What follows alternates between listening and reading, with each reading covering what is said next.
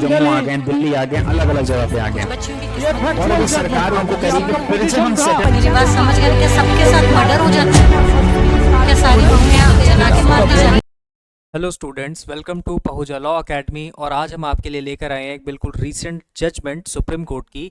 ये judgement criminal law से related है, जिसमें हमने डिफरेंट एस्पेक्ट्स को डिस्कस करने वाले हैं हम। इसमें सबसे पहले हम डिस्कस करेंगे सेक्शन 354। अब अगर मैं फैक्ट्स की बात करूं तो इस केस में जॉइंट डायरेक्टर्स थे एक प्राइवेट एक्सपोर्ट फर्म में, रिस्पोंडेंट एंड एप्लेंट। अब इस केस में रिस्पोंडेंट की ये एलिगेशंस थी कि जो एप्लेंट हैं उन्होंने मुझे कुछ इनअप्रोप्रिएट स्टेटमेंट्स कही during the work and work place पर वो स्टेटमेंट्स की गई थी। उसके बाद साइमल्टेनियसली सब्सिक्वेंटली उसके बाद एक केस रजिस्टर किया गया जो कि सेक्शन 354 एंड 506 ऑफ आईपीसी में किया गया।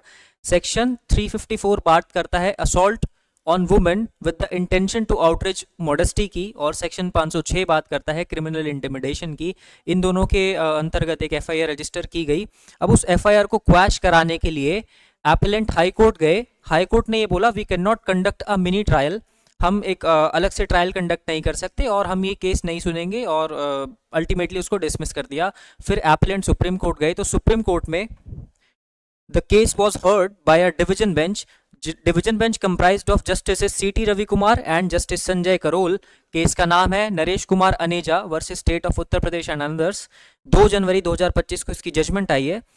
सुप्रीम कोर्ट ने कहा कि ऑल्दो हमें मिनी ट्रायल कंडक्ट नहीं कर सकते, बट कोर्ट की ड्यूटी बनती है ये चेक करना कि क्या कोई prima facie case made out हुआ भी है या नहीं। अब यहाँ पर कोर्ट ने कहा कि सबसे पहले 354 का ऑफेंस मेड आउट करने के लिए, 354 का ऑफेंस बनने के लिए सबसे पहले जरूरी है कि असॉल्ट या क्रिमिनल फोर्स यूज हुआ हो, और सेकंड इंग्रेडिएंट है यहाँ पर intention to outreach the modesty होनी चाहिए। यहाँ पर सिर्फ वेग स्टेटमेंट्स या कोई भी एम्बिगुअस स्टेटमेंट्स अमाउंट नहीं करेंगी, 354 के ऑफेंस में अमाउंट नहीं करेंगे आउटरीचिंग द मॉडेस्टी अंडर सेक्शन 354, और ये कहते हुए एफआईआर को क्वैश कर दिया गया।